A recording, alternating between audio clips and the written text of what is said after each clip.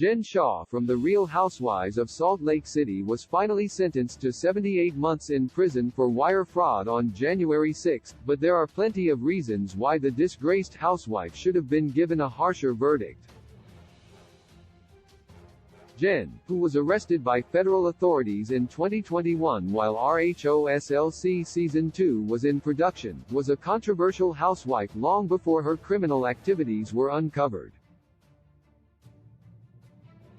With an affinity for conflict and a bad habit of public tantrums, Jen fought with several co-stars throughout the first 2 seasons of RHOSLC, such as Mary Cosby and Heather Gay.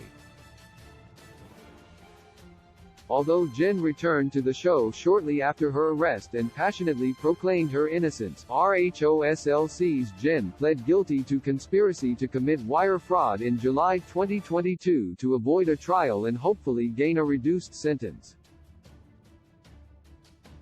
Jen, who was originally supposed to be sentenced in November 2022, before the date was pushed back twice to January 6, requested a sentence of just 3 years, while the United States government asked Judge Sidney Stein to give Jen 10 years behind bars. Despite the support of her husband Sharif Coach Shah and defense attorney Priya Chaudhry, Judge Stein ultimately sentenced Jen to 78 months, or 6.5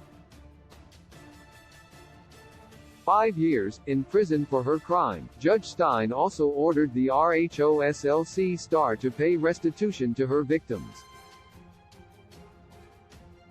While Jen will spend the next few years locked away, she's extremely lucky she didn't receive a longer sentence than she should have.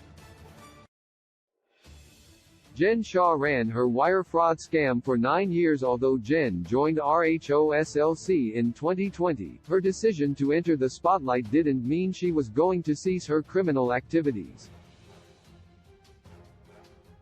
From 2012 up until her arrest in March 2021, Jen and several co-conspirators, such as her friend, assistant, and RHOSLC companion Stuart Smith, intentionally targeted elderly people through a telemarketing scam that offered non-existent products.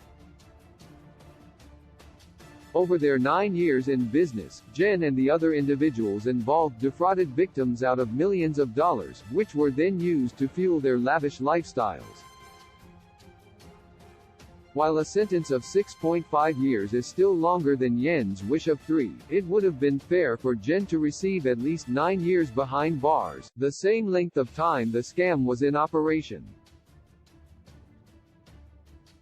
Jen Shah's co-conspirators received similar sentences despite Jen, whose counterfeit bags were forfeited, being named the ringleader of the group since her guilty plea last summer. Yen's co-conspirators were given equal, or slightly less, prison sentences.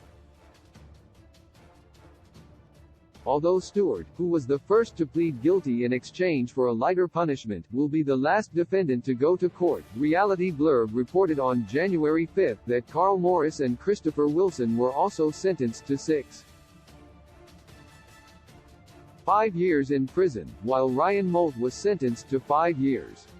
Several others still have to be sentenced, but if Jen was truly in charge of the operation like the United States government claimed, she should have been sent to prison for more time than her subordinates.